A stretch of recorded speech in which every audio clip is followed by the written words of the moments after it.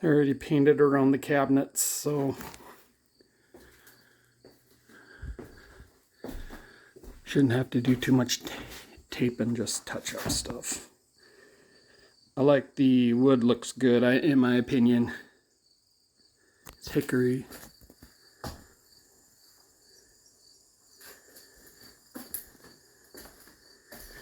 And everything's done in here except for final brush down and vacuum. Living room.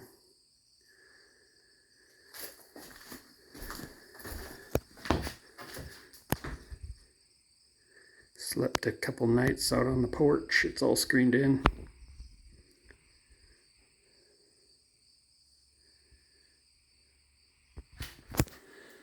I'm trying to leave all the logs exposed. And the secondary heat source is a Blaze King Princess 32. It's right there. It's going to go right up against that wall. And it's going to have a fresh air inlet coming through the floor and the side of the house. And this is the last area I was working on. I was pulling the old chinking out, and that wood I had to chisel back so that there's room to put chinking down. I think it's going to be a cool doorway.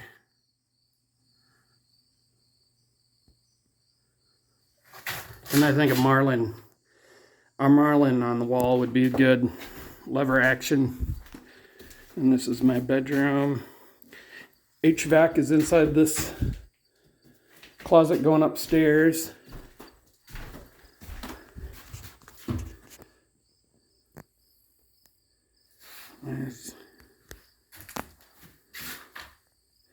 I usually put my gaming computer in the corner there in my desk. And I got a view of the airstrip. That's the airstrip. And I got a view of my dog pen. That's the dog pen. Apple trees. I keep that mowed down so I don't get rodents coming up to the house. Here's the bathroom.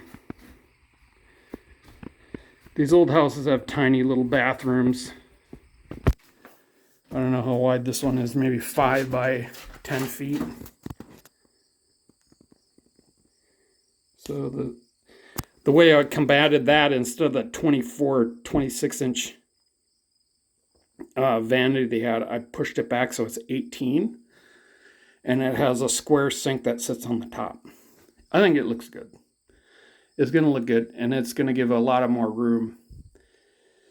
Because in the old day, that vanity was like up to here, and you almost had to and the sink was in, of course, over there, and I'm going to have the sink on this side. The sink is going to be on this side, and we're going to have 18 inches. So to wash your hands, you don't have to get squished between the toilet and the frickin' vanity. And then I'm just going to get a stall shower. I put in new PEX behind that. It was fine, but I thought this is a good time.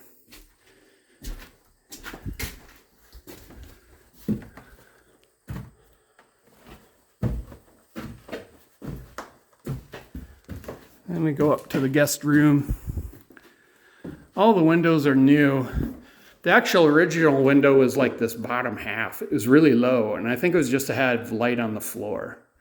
But I put a huge window in here so you can see the lake.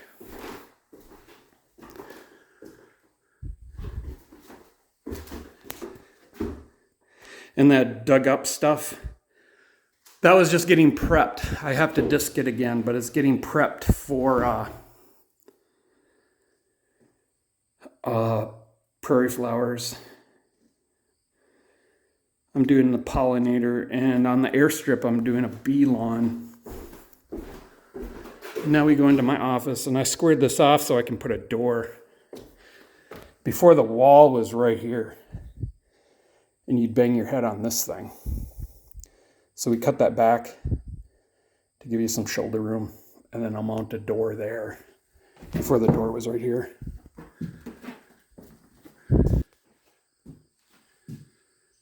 And this big ass window, that was the biggest one, single wide, I guess you'd call it, window I could get. But I got a corner desk here, and it'll probably go here. I don't think it will go there. It'll probably go here.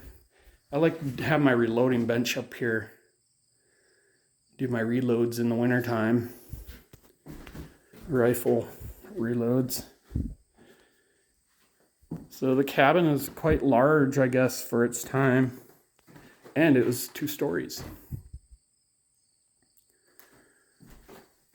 And then here's this last bedroom. There's the old chimney. I knocked that out with a hammer. That took a good while. So this will probably be storage. Again, here's a good hunting window if you want to. There's a lot of walnut or oak trees with the acorns over there. But, oh, you can't see it.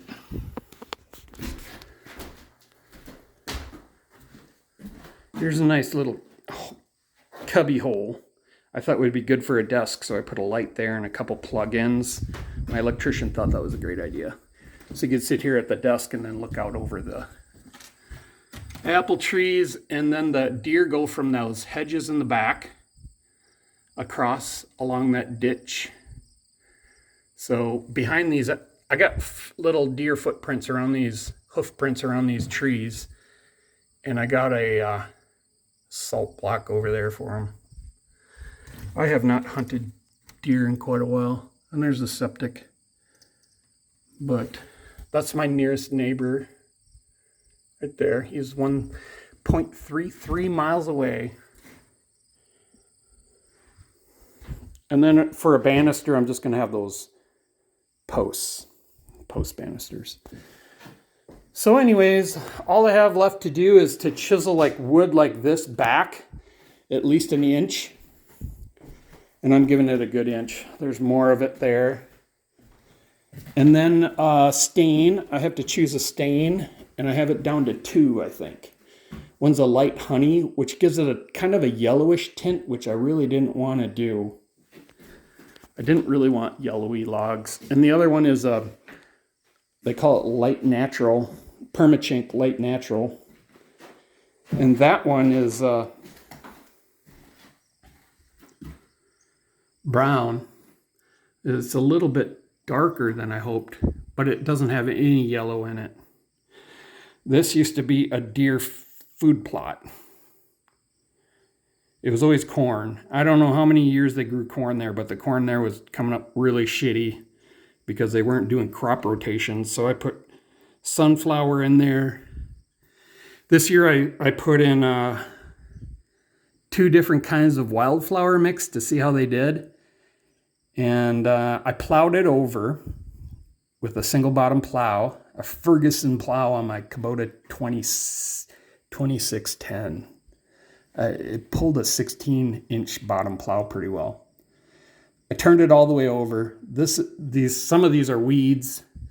I would say about half of them are prairie flowers, and they're designed to bloom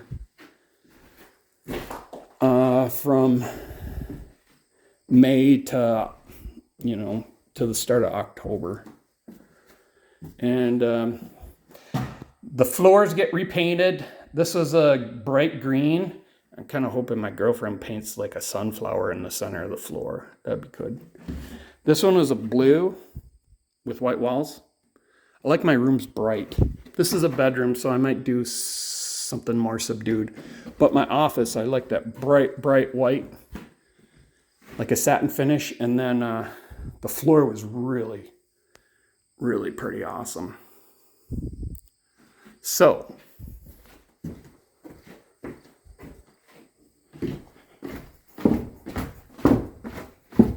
my house got new HVAC, new wiring,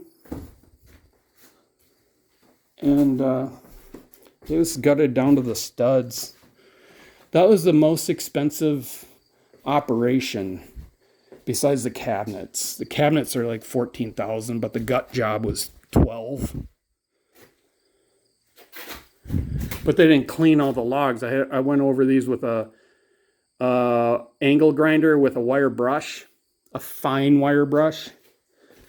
It took forever because I got a quote that said from a log guy that says we'll do it for $6,000, and I'm like, I can do that with a wire brush in like 2 weekends, but it's been like a month and a half.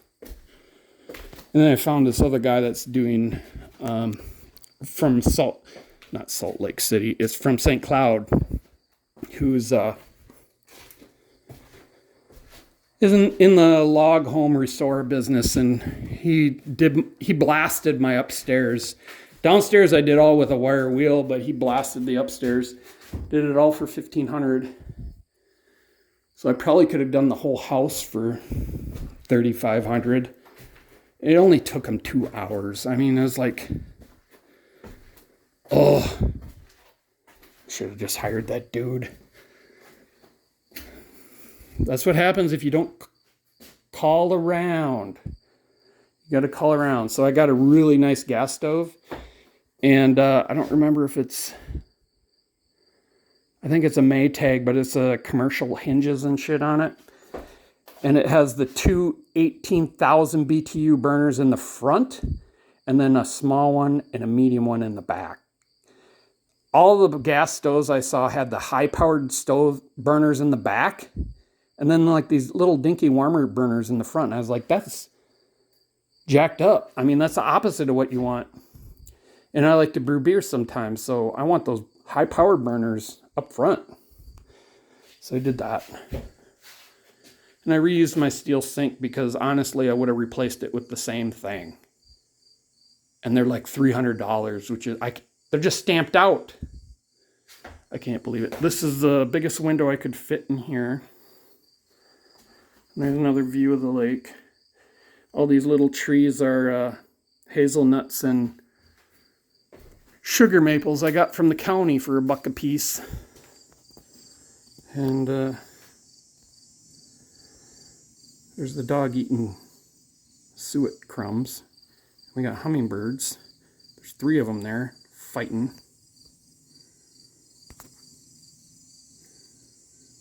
Actually, I think it's there's 2 pair, but I think 1 pair has a baby. But these looks like 1 pair and then another one. Someone's going to be dominant. They are super aggressive little buggers.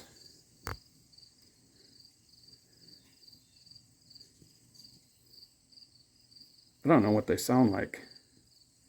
All right, we'll quit that before it gets bloody. So, and then I put this door in. It was just an old, one of those single pane, like wood farm doors that was cracked. God, it was cold in here, man.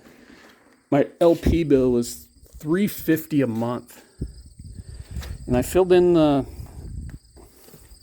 I had snakes and frogs in the basement, so I filled in I walled up the concrete block in the basement for the cellar.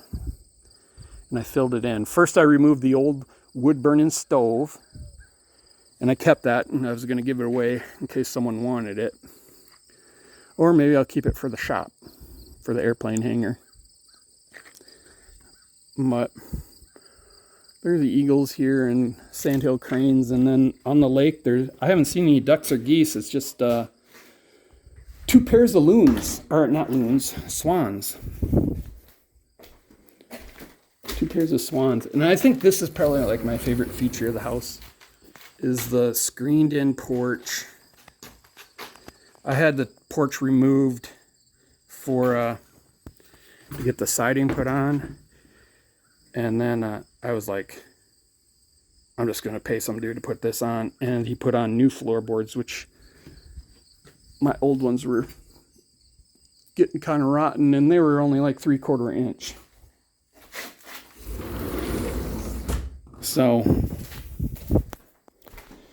everything's coming along. All I got to do is finish chiseling some of this stuff back a little bit. This one's loose. So what I'm doing is, these have spikes in them around the door frames. This is the supporting, the load bearing piece right here. And this one to a second degree. But this stuff is so hard. It looks like they pulled the nails out, but I had to use a grinder to grind out the nails because I used the hammer to pull them and the nails would break. This is hard wood. Some of those filler pieces are hard too. It's like a hammer, and a 3-pound hammer and a chisel, and you're like, I'm going to leave those floor joists exposed in the kitchen. I got a little wooden dining table for here. And then the fridge goes there. Before, the fridge was there. But now the fridge is going to be there. And there's a dishwasher. And then the stove. And then like a broom closet thing here. And I put in a wider door. All the doors here are like 28 inches wide, which is fine. But this is the time to do it. So I put in a really wide, like you could put a wheelchair through that first floor door. So, and this is, I think it's 76 inches across. This is where I have the kitchen table. This is where I used to work. I'd sit and look at the birds. The pileated woodpeckers, and they're still going at it, aren't they?